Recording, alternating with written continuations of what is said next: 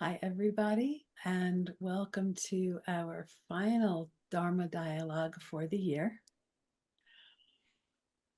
We are excited to have Sensei back with us this week and to have Jonin as our guest again. As most of you know, Jonin, or Reverend Amy, is a Zen student with Eon Zen and also an Episcopal priest. Her work combines spiritual community development with hospitality and design thinking. And she emphasizes community-led, teacher-supported Sangha and works to help communities create cultures of openness, courageous hospitality, and imagination. Her background is interreligious dialogue and hospitality and management, and these have all shaped her passion for building places of belonging for people across communities. And she has been working with us with the One Body Sangha, exploring our development of our culture as it evolves.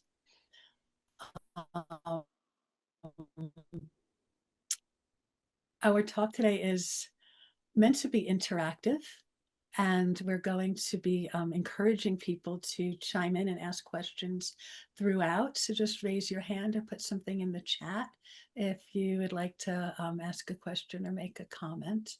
Welcome. Thank you for both being here with us at One Body today. And let's put all of this in your hands. Okay, thank you, Gakyo. I'll go ahead and take the talking stick. Welcome, everyone. Good to see everyone again in our Dharma Dialogue format. Jonin, so good to see you. Thank you for doing this. And I have to say, I've been looking forward to this. We've, for a few reasons, we've known each other for a long time. I think it's 10 years plus. You started with Eon Zen before you went and did your ministry with the Episcopal Church, and took Jukai, with us, what was it, 9, 10 years ago, something like that, maybe? It was 2019 Oh, was it that late? Oh, yeah, I think so. Same as Sokyo. So yeah, you were the first batch of my Jukais. Yeah, yeah. the first wave of Jukais from me. I've watched your evolution. You were doing your hospitality work with Avery Brewing Company, and then you've just really brought that into your ministry just in a really amazing and exciting way. I've watched some of your videos, and I subscribe to your newsletter, and I think you're really onto something very, very important, with this emphasis on this aspect of Sangha building. So I'm really excited to talk with you. A little background on also my interest is that, I feel that Sangha is a very challenging and difficult thing to create. It's a very precious, we call it the most precious of the three treasures. And, as most of us here know, we think of it as the harmony of Buddha and Dharma. So the harmony of the first and second of the treasures. And, that's quite something, because you need to have sound Dharma, treasure, sound Buddha treasure, and then you need harmony between those. And that happens in a very dynamic and often messy way, because it brings in our humanity and our shadows and our attachments and all of the stuff that goes along with humans in community. So there's that. Just intrinsically, I think it's difficult, to develop a sustainable and nurturing and deep, right, deep Sangha treasure. Then, you add to that the condition of American Zen or American Buddhism, where there were certain structures of Sangha that have been, very well formed in Eastern Buddhism, Eastern forms of Buddhism, which is where Buddhism comes from for us. So the Chinese, the Japanese, the Korean, the Thai, those different forms have been institutional forms, for centuries. But here we are in America, and we're sort of finding what is a workable, sustainable, form for sanghas. And we're in the early stages of that. Buddhism, we're in the first century of Buddhism in the West. You add to that the fact that the world is accelerating and all sorts of social structures are falling apart. So that adds another level of complexity to it. But I think with respect to, Buddhist forms in the West, I feel like we're still looking for the form or forms that really, are vital and strong in the West. And which is not to say that the forms that we've had here in America, primarily the Zen center form, hasn't been effective. I think it's been extraordinarily effective in a lot of ways. But I think that there's been challenges with that form that are now emergent. And then you throw COVID into the mix and obstacles to people getting together. And so I think we're in the next generation of evolution around how to have an American Buddhist form that supports community, that supports our lives, professional lives and relational lives, and supports remote connection as we have here. So it was all these things that motivated me to ask Sokyo and Gakyo to come up with some kind of platform that we can develop this. So it's very much in development, and I think you have a lot of wisdom around this. So I'm really excited to have this dialogue around your thoughts. So maybe to kick into it, you have this very deep understanding of hospitality, and that's been something that you're bringing forth. So yeah, let's start with what is hospitality and how does it relate here to a spiritual sangha? Yeah, thank you. Yeah, when I talk about hospitality, I always want to be very clear that hospitality is courageous, it is generous, it is grounded in the belovedness of all beings, and it in the language that we use in Buddhism, right? It gifts fearlessness. And so hospitality is the cultivation of a spaciousness both within our hearts and the space between us, in which there can arise a mutuality of beloved belonging with each other.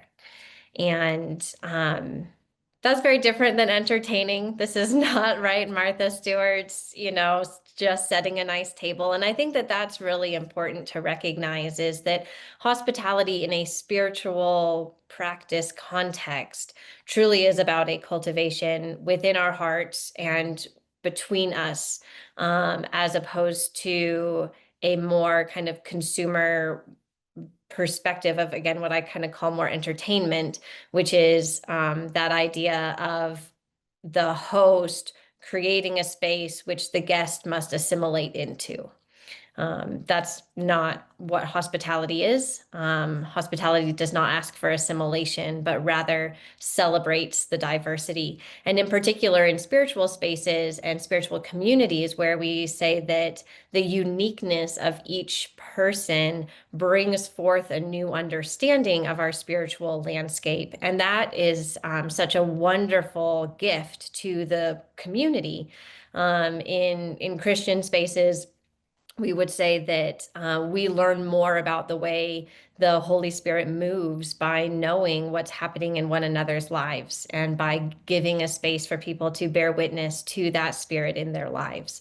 Or to how, Buddha nature is showing up, I think is another good way of saying it, because we understand that on our own, we will never have that full perspective of the movement of the Spirit or of how Buddha nature can show up. So we rely on having a space where we can each fearlessly belong and share our perspective of sacredness in the world. Well, that was pretty profound. That was just awesome. Thank you. I had a couple of questions that come from that. I think I want to go first with you've made a distinction between service and hospitality in some of your writings, and that was really impactful to me. So yeah, maybe you can talk about that. Yeah, absolutely. This to me, I learned the language around that, excuse me, while working at Avery, because my mentor there, Ray, was very clear, and in many of the writings on hospitality from famous restaurateurs, they like Danny Meyer, Will Guidara, they also emphasize this difference between service and hospitality. So service is the what you do. It's getting the right order to the right person in a timely manner. It's making sure the bathrooms are clean, like it's the doing of the things. Whereas hospitality is something that's a little bit deeper. Again, there's that sense of cultivating a sense of connection and an emphasis on relationship. And one of the definitions that I really like to help differentiate those comes from Will Guidara, and he says that hospitality is the persistent, creative pursuit of relationship. Service is what you do in order to, help build that relationship. So when you go into a restaurant, hospitality is not just that they take your order, but it is how are they doing that? What is the intention behind that? And how is the server allowing for the relationship to unfold and really pursuing being in relationship with you. And I think that when we can look at that in spiritual communities, it's extremely helpful. In church spaces, it's very common that when one gets to the church on Sunday morning, there's a greeter or an usher who's there. And a lot of churches that I work with, ushers are very concerned with what they are doing. Do they have enough bulletins? Is everything printed correctly? Where will people be sitting? The timing of things, as opposed to being concerned with pursuing relationship with each person that walks in and having that be the main focus. And so that has been a lot of work in ministry space, is just what does it mean to welcome someone who is carrying the light of Christ and bearing the image of God, as opposed to being so concerned with the number of bulletins that are printed and what the signage says. Hmm. Yeah, it's such an important distinction, and we have a strong service is a huge word, in our Buddhist practice. I mean, it's the essence kind of what we're doing when we're in the Zendo, and it's one of the you know positions that we take on is a higher level position. We want people who have been practicing for a long time so that they can not only do the details, manage the details, the number of books, if you will, in the form, but also to do it with that right spirit, right? So you talked about it being about connection and relationship, right? And then you also said earlier that, it's this ethic isn't about, having people adapt to the rules, I guess, if you will. But I do want to, just kind of inquire with you around that. There are strong forms, and especially in Soto, the Soto branch of our Zen practice, the forms are very strict. And we do encourage a very meticulous execution of those forms, and that itself is a teaching, and it's a manifestation, of our Buddha nature, and that's meant to help the whole community in that way. So I wonder, how you see that. Is it a difference with what you're saying, or is it maybe an extension of what you're saying? But to hold the strength of the forms of service in the right spirit, of course, but also to do that is something that's very, very important in our Zen lineages. Yeah, absolutely. And I come from a liturgical tradition. So the Episcopal Church relies on a liturgy that is the same each week, similar to the Catholic Church, the Lutheran Church.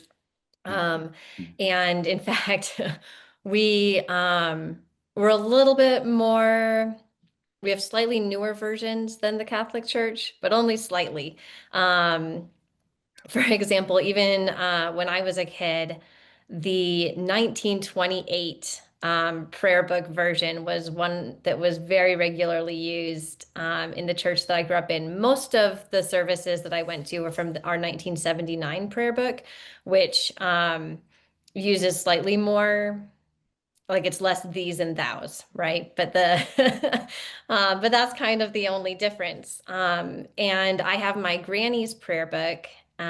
She grew up in Northern Ireland, and when she was growing up in the 1920s, it was still the 1668 version of the prayer book that was that was used. And so in her little prayer book, it is a 1928 version, which at the time was very, very new. And so, yet it still reflects the 1668.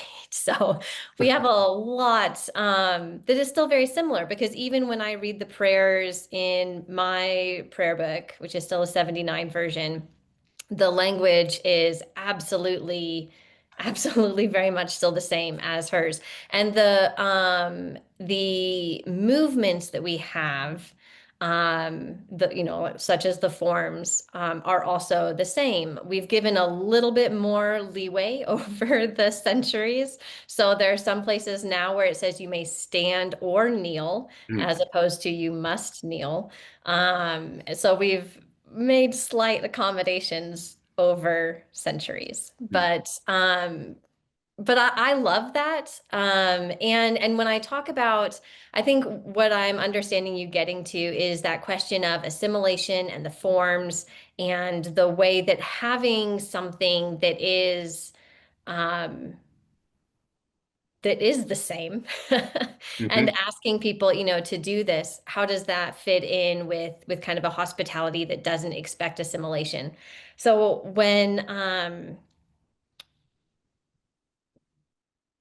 well, let me tell about my experience first, and that might be a little bit helpful. So when I first stepped into a Zendo, I was at Naropa, and I was taking Shishin Roshi's Zen class. And it was when Great Mountain Zen was in Lafayette, and we did a weekend session as part of our course. We had to do that. And I had enjoyed the class, but it wasn't until, and found it very compelling, but it wasn't until I actually stepped into the Zendo with an expectation of following the forms. Mm. And I let myself do that very wholeheartedly, because it's an important spiritual practice. And in participating in the forms, I felt in my heart the same type of feeling of experience as when I take communion at church, both of which are very formulated. There's certain ways that you hold your hands, there's certain ways you receive the wine, and these are very ancient and old ways of moving and of being in a community space together, is doing these movements together. And so I didn't feel that the forms were in any way, and this might be unique, but for me, they did not feel restrictive. They felt an opening and a resonance, that I knew I had to pay attention to and had to follow. And it was from that I then continued studying Zen. So I have understood the forms not so much as an assimilation being about control, but as an invitation to participate in a more cosmic community, because this now spans centuries and generations. And so it is how we participate across time and space. So it's less about are you doing the right thing? And it's more about how are you contributing to this aspect of practice? Um, and we do, and that's again where that cultivation within the heart is so important, because it's not about controlling how you feel in that space, but rather it's allowing the authenticity of ourselves to be spilled over into that, such that there is no distinction between the person doing the form itself, and the whole movement of doing that in community. So I hope that gets Oh, at what you're asking. absolutely. And beyond. It's so beautifully expressed, Jonin. Yeah, just wonderful. everything you were saying about the liturgy just is in accord with my understanding of our Zen forms. So yeah, you see that the way I see it, and expressed it so beautifully. I mean, our liturgy goes back further than 1650. You know, the Heart Sutra goes back millennia even, and the identity of relative and absolute goes back 1500 years. And then some of the chants that we do, they're not even in English. So in the sense of accessibility, but still maintaining, you know, the really the precision and meticulous care of the forms with that right spirit is exactly, you know, what you're talking about, the essence. Yeah, because if I may add, I think that there's something that's, when we talk about, or when I say that hospitality is mutual, right? That there's a mutual arising in which belonging and belovedness are able to flow. And I think that it's through the liturgy and it's through the forms that we can allow that to happen on that more like generational level, where the belonging and belovedness of those who have long come before me continue to be alive and continue to flow. And I know that that's going to extend, then what I do extends into the future generations as well. So it's looking at that mutuality of hospitality on a much bigger scale. And the forms Mm. become the vehicle for that. The vehicle for that. Yeah, really, really wonderful. I want to invite people to put questions into the chat if you have any, and you can also raise your hand with your emojis. But I've got more here with Joan, and so I'm gonna keep going. So that kind of leads me, the way I see it, and I want to get your thought on it, is it's because of the strength of those forms that allow us to have let's say the strength of the forms and the depth of that spirit that you're talking about, of openness, of seeing the Holy Spirit, seeing Buddha in all beings, that allows us to then be radically open in those contexts which are less formal, right? I mean, our services are very formal. The Zendo's formal. The church liturgy is very formal, but now you get into the church basement. Now you get into the, the informal Sangha discussion or meeting, and we get into there. And now you've said really deep things about ambiguity. You know, that part of hospitality is being open to the unknown, being open to ambiguity around, you don't know what's going to happen with these encounters. And I love this because it's about bearing witness and not knowing. It's our pure precepts, meeting people in a context where we can really be open to whatever they're presenting, whether there's someone we're just met or someone we've known for a long time, right? To be open to like what's new and alive for you right now, and not think we know what's going on with them. So I really love that. I'd love for you to talk about that, but also whether there is I mean, it isn't an anything goes environment, right? And a restaurant is not an anything goes environment. There are rules of civil behavior, right? And how the things work. And there are risks, I think, of people coming in. And it's like, well, I'm going to make this about me, right? I'm gonna do it my way, and maybe they don't. So there needs to be, I see it, a strength of a container for that openness that we're bringing. So I'd love for you to just talk about all of that. Yeah, all of that. There definitely is. And I think that's so important. The idea that the customer is always right has, I think, and a lot of people in the hospitality industry will agree with me, that has ended up becoming quite problematic. Because all it does is center one perspective, and it values one person over others. And again, true hospitality does not do that. So the way that the way that we can allow for that authentic hospitality to really flow is by creating a container which notices the belovedness of all, which attunes to the infinite worth of all beings. And so from that, we have the strength to be curious, to be open, to not know, and therefore be all right with whatever does unfold. Not be all right in the sense of being a doormat, right? And that is something that is very important, that I think that sense of like a I'm trying to think of what the common language is that we say, but it's basically, that like if you want to please me, you'll let me do whatever I want to do. And that's not what we're saying. And so there is a real tension with people pleasing in hospitality for sure, because we do genuinely want people to be comfortable and to have a good time. But there was a wonderful podcast episode I was listening to just this week. I think it was from Hospitality Daily. And the person being interviewed is a hotelier, mostly in Europe, and has a few in the US.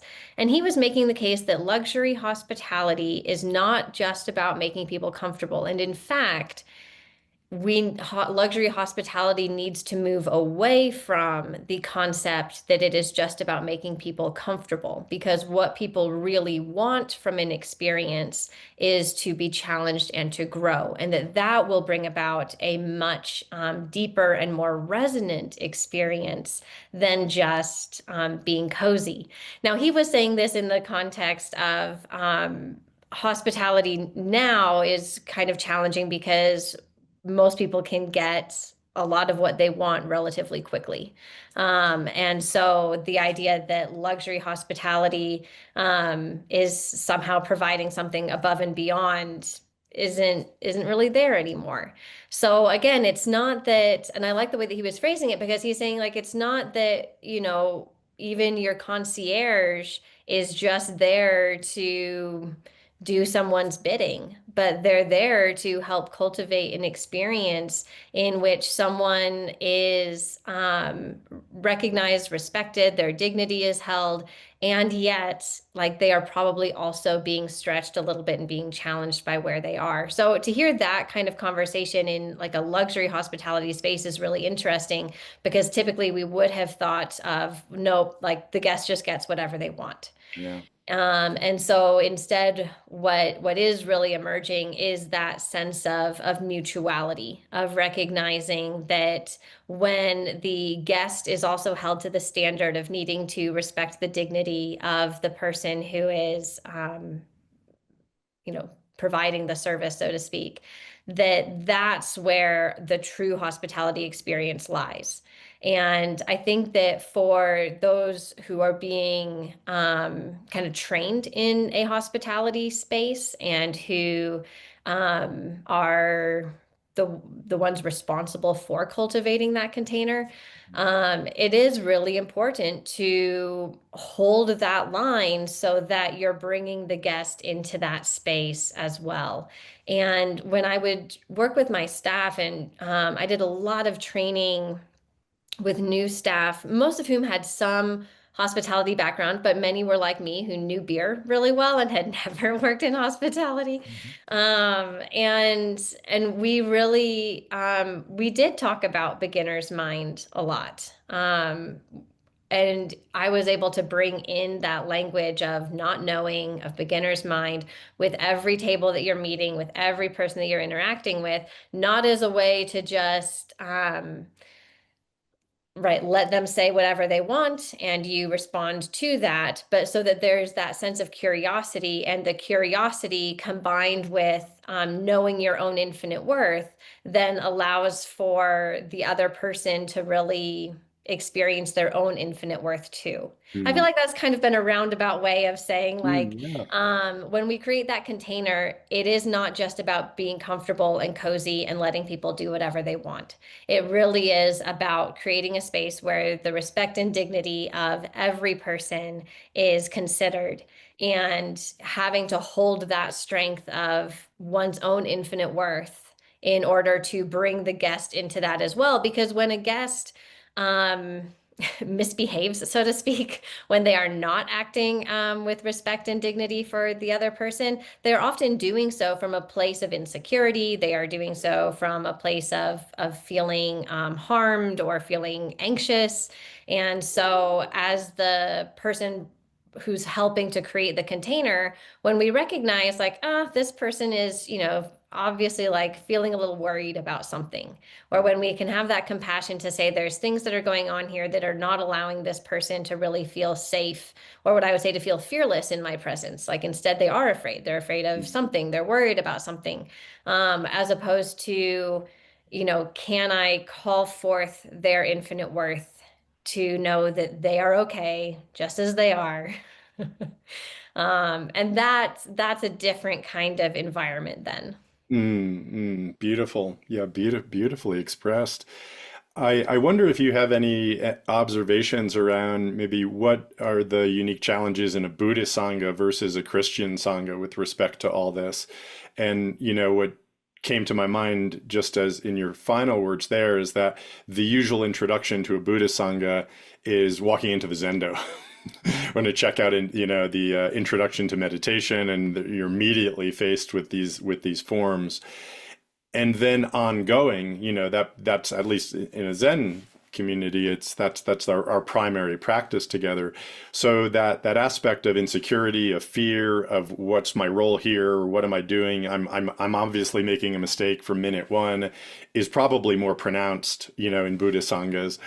And so are there things that we can do? You've been in Buddhist sanghas and in Christian sanghas. You lead your Christian sangha now.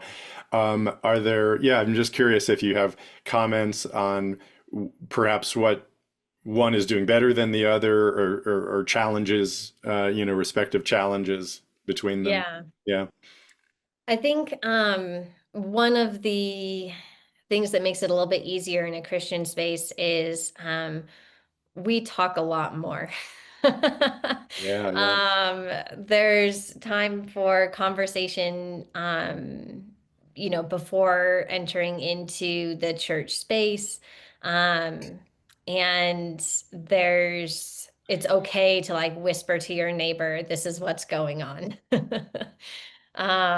So there's that allows for a little bit. But I think, so much of it really, again, is not about those, like, what are you doing? It's about the culture that has been cultivated that really, I think, can be quite palpable even without words. And I have often talked about being in the Zendo where, and you've certainly witnessed this too, because at the end of a Zazenkai, or, the end of a session, people will always say that they felt welcomed, that they felt comfortable, that they felt they could connect with people, even though not a single word was said. Mhm. And a lot of that, I think, and especially at Eon Zen, comes from the people who are present are really dedicated to making sure that others are cared for. And knowing that is not just, again, the what we do, but it's the how are we caring for that with our hearts, with even just small nods or slight smiles, or a gentle like guiding someone on the way. Just there's a lot of small ways, but so much of it is truly just how are people when you walk in? Is there a softness? Is there an ease that people are breathing easily and smoothly? And we notice those kinds of differences. We can very quickly attune to what is this atmosphere that is being created. And if there's a sense of anxiety or of discomfort or of fear of belonging, I would imagine, like, on the part of the senior students in particular, then that, definitely has an impact on those who are new.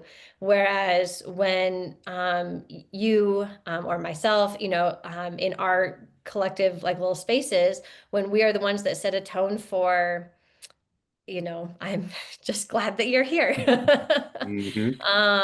And then that sense of ease. So we can still hold to the forms, we can still hold to the way that things need to be. And also even without words, there is a way that our hearts show our dedication to that.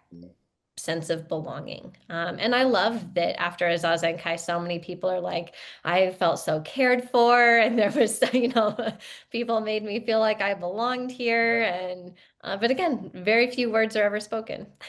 Wonderful. Yeah, that means everything. And you've articulated the spirit of service that is essential, in our Zen programs. That's what I want to cultivate. That's what I want our seniors to cultivate. That's what my teachers wanted to cultivate, in their Sangha. So it's absolutely essential. Maybe the differences comes down to you talk more than we do.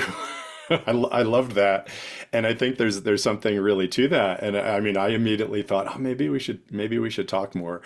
But you brought out the power of the silence, which is the flip side of that. But I think there's kind of liminal spaces where we may err on the side of not saying anything and just follow along, where we can probably say a little bit more.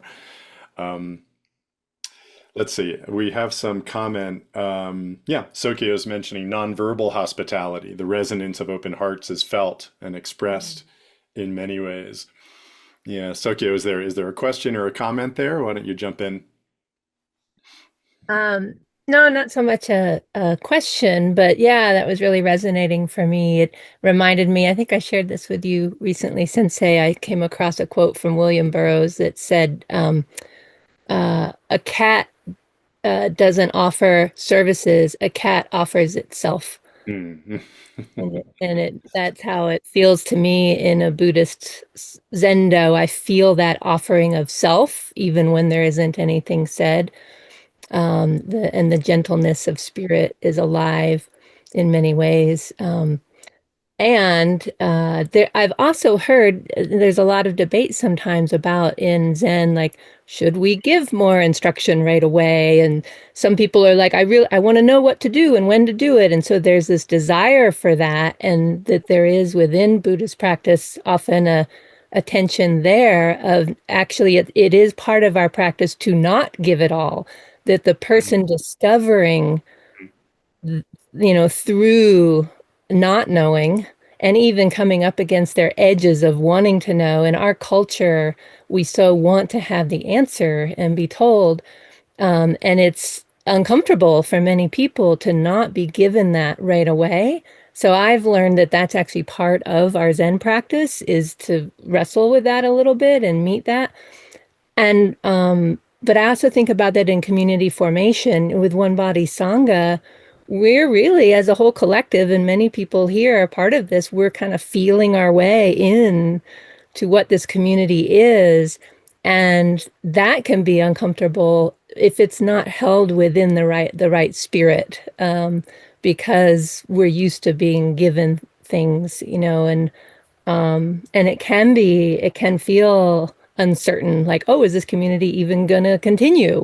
How? So there's a lot of trust in community building when it's done in this way, that is required, as well as a lot more care, I think. So maybe there's a question in there of like how this showing up with presence, but without all the answers, with the challenges of that, and also the benefits of it. Yeah. And then Yeah. Bakyo had her hand raised earlier too. She's got something.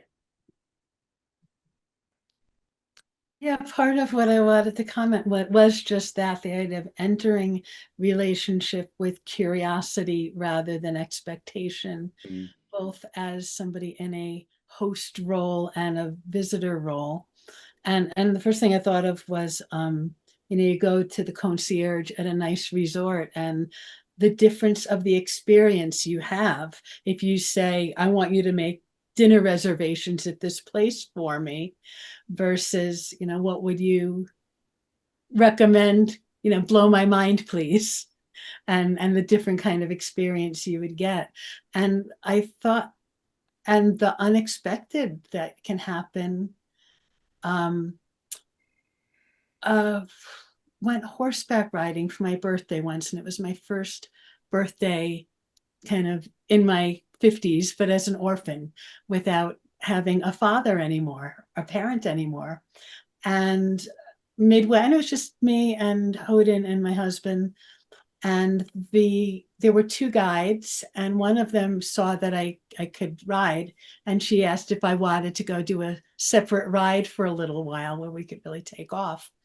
And it turned out that she had just lost her father also, and had inherited this ranch that she grew up on, guiding people on horseback rides. And the difference of the ride, of, you know, my little friend and family group and this other couple, was a nice, hospitable, welcoming, fun, comfortable experience. But when the two of us took off, and I got to ride like I hadn't ridden in 20 years, and this connection that happened that I never ever would have expected or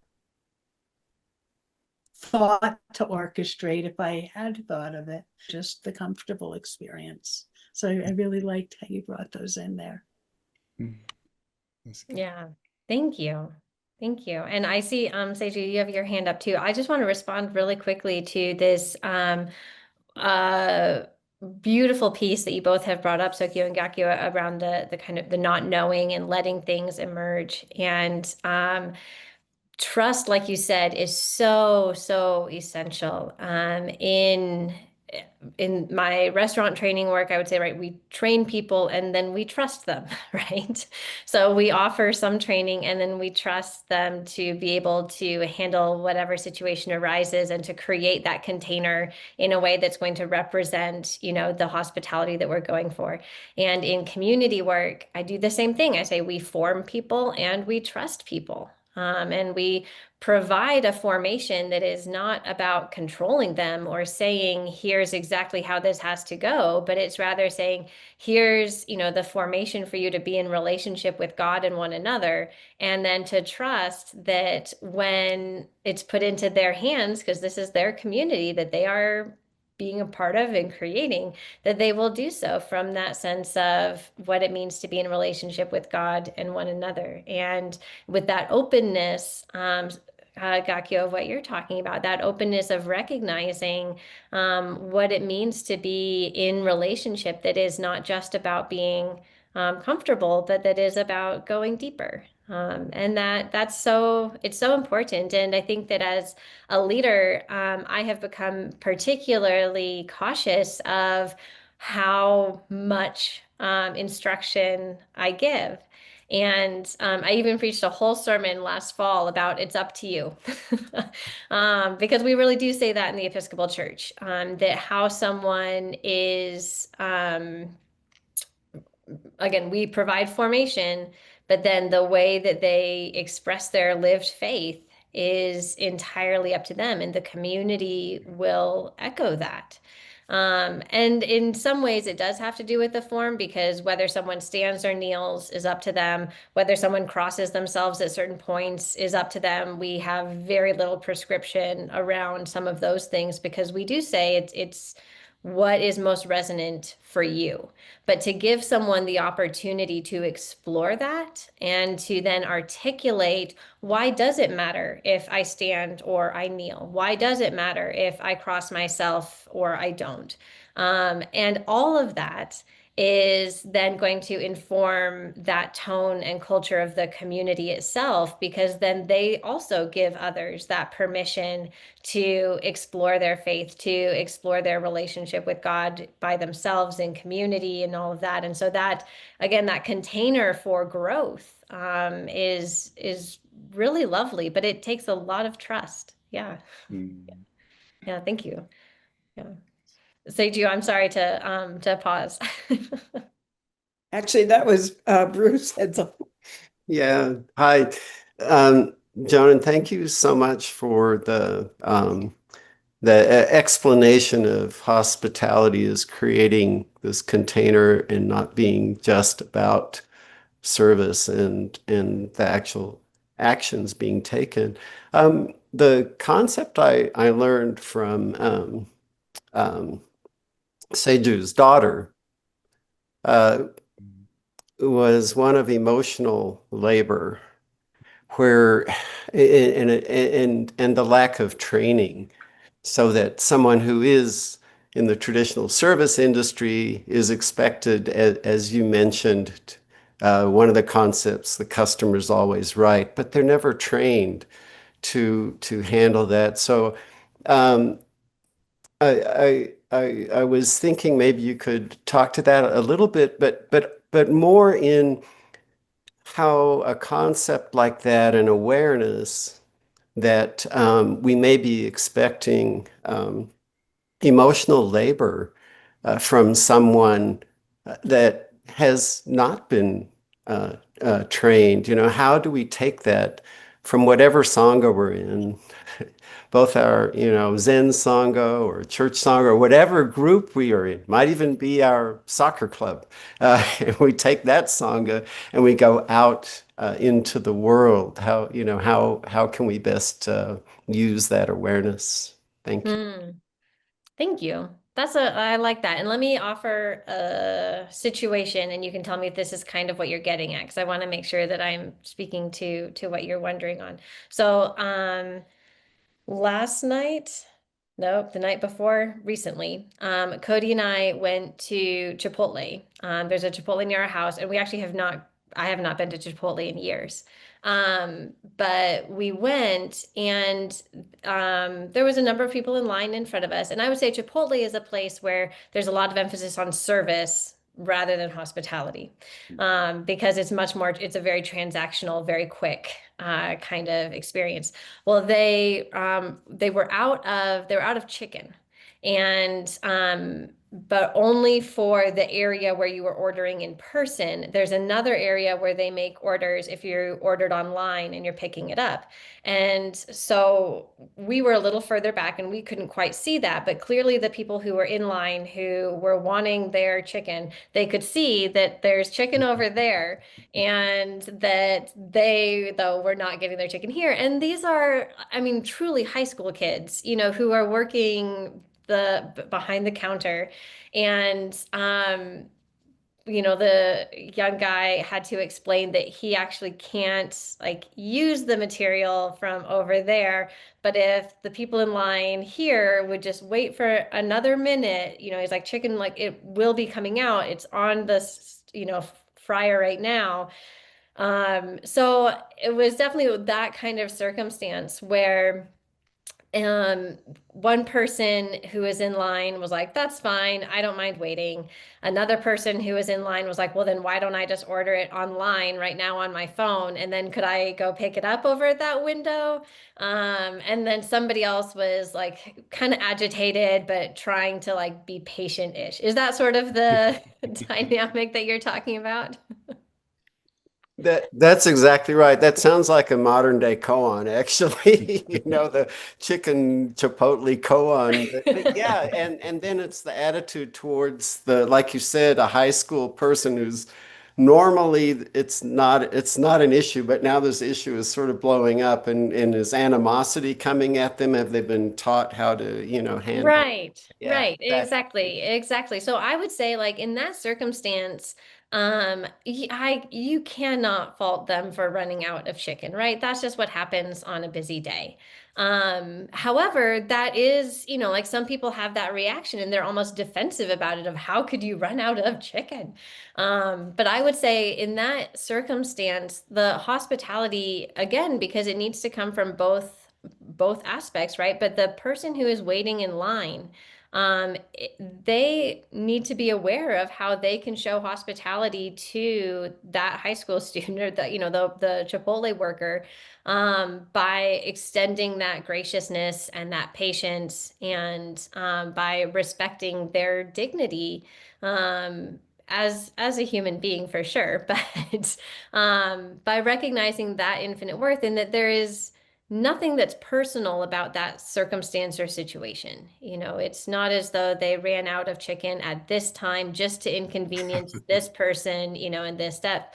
But so often I think that for folks, it is in a sense hard not to take, even that little thing personally. And so for us, hospitality as a spiritual practice invites us to be aware of and open to a situation, open to others and compassionate to others in that situation in a way that holds on to the dignity of all who are there without having to give in to the anxiety of the situation, and not be so concerned with the what that is happening, but that holds to the infinite worth of all beings involved.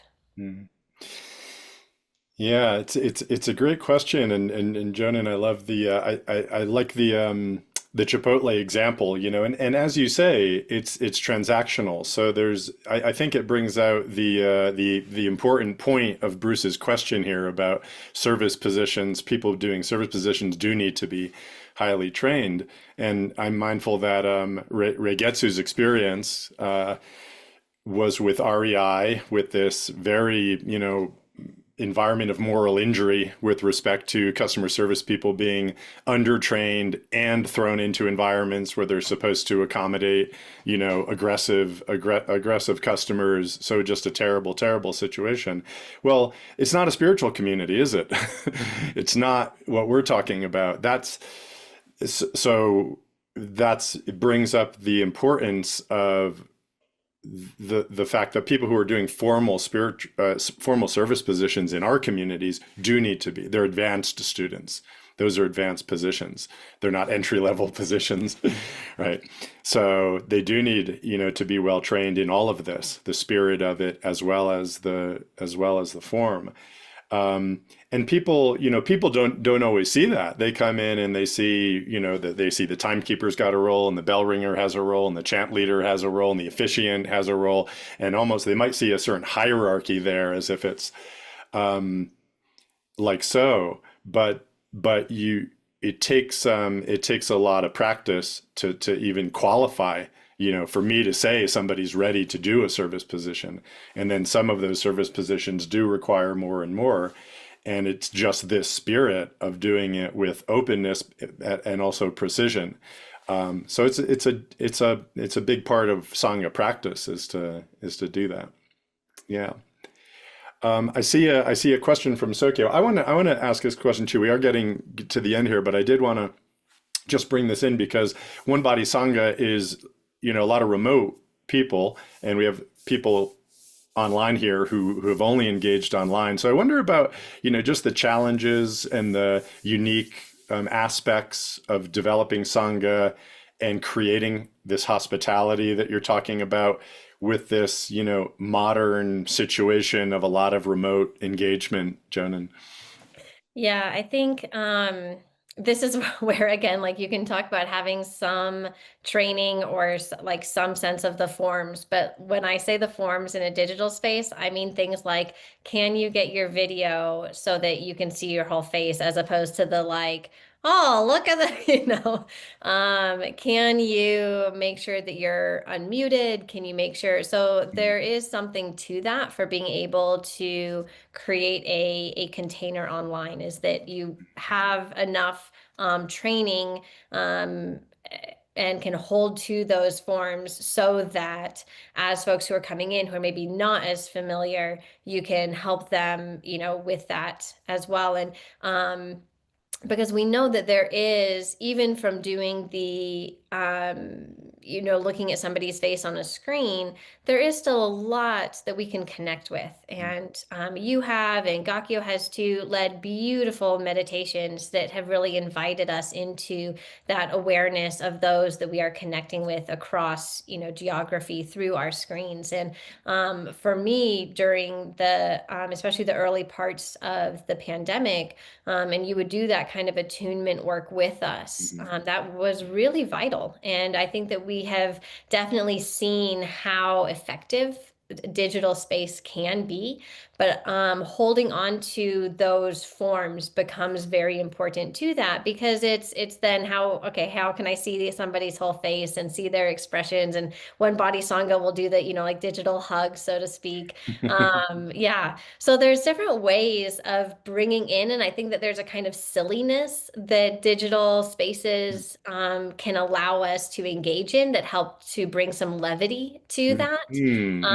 And that kind of sense of, we know how good it is to laugh together, to connect with one another through that, and having those shared experiences or shared rituals mean a lot, even across a digital space. But I think that it does take just a little more intention in order to create that. Yeah. I love that appreciation, Joan, and yeah, you've brought out some of the almost the benefits of like the remote, how we can kind of connect, and we're seeing each other in our homes, so there's even more intimacy there.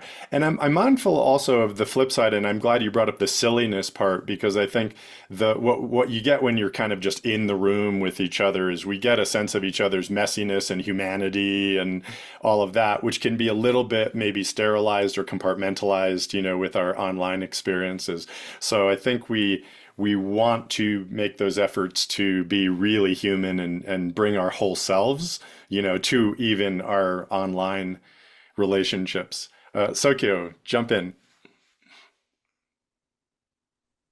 Well, I'm just appreciating that dimension, because that's very alive for us with One Body Sangha. Like, I think we've been really learning together how to be at our most human. My hand was raised back when you were talking about the Chipotle experience, and just something that it really touches me, what you said about it's not just the person being of service in the service role that is participating in this hospitality dynamic. It's also the other people. And it reminded me of early on, one thing I appreciate about our Zen approach is to see everyone as Sangha.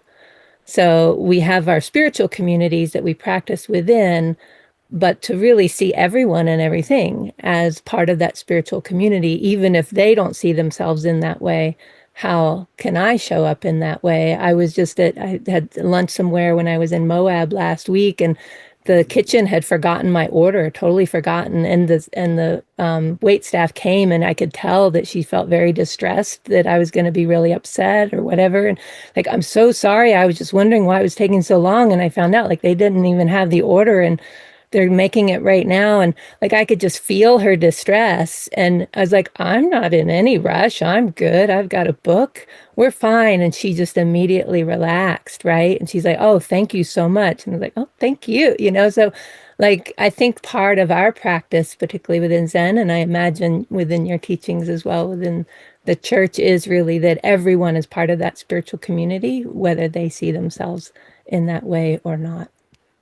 Yeah, absolutely. I really like that. I mean, one of the things that we say in our baptismal covenant is to respect the dignity of every human being. And, and certainly when we talk about numberless creations, I vow to receive, again, right, this work, it is really infinite, and it does extend to all. And that, for me, I think is part of why hospitality as a spiritual practice, it, helped me cultivating hospitality and understanding that language within a restaurant space was extremely helpful, but it was not where I first learned about hospitality, right? I first learned about hospitality through my spiritual life as a child growing up in the Episcopal Church, and how my parents expressed that. And so the way that I could take how I understand respecting the dignity of every human being, seeking and serving Christ in all, which that's in our baptismal commitment, into then the hospitality framework. And I was like, oh, this is a formal container for doing that work of seeing and serving Christ in all. And so that for me was when I really understood how beneficial it is to take this spiritual practice and cultivate it in this particular way, but not so it stays in the hospitality space, but so again, it moves back out into all the rest of my life. Yeah.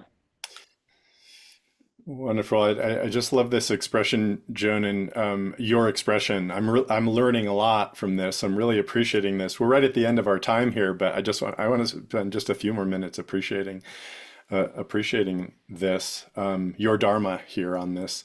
What you just said was honoring Christ in all. What was the statement you said? Yeah, we do say, yes, honoring Christ in all, but we say seeking and serving Christ in all people. Seeking and serving Christ in all people. So I love that. So the seeking and serving Christ, that's the Buddha part. In all people, that's the Dharma part. Mm-hmm. So the part that one of the main things that's really resonated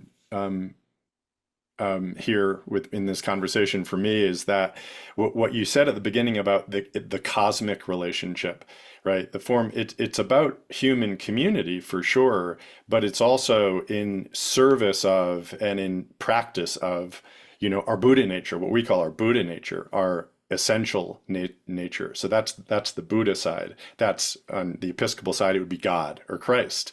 Right. So that's really, really important, is to maintain, this isn't a social club.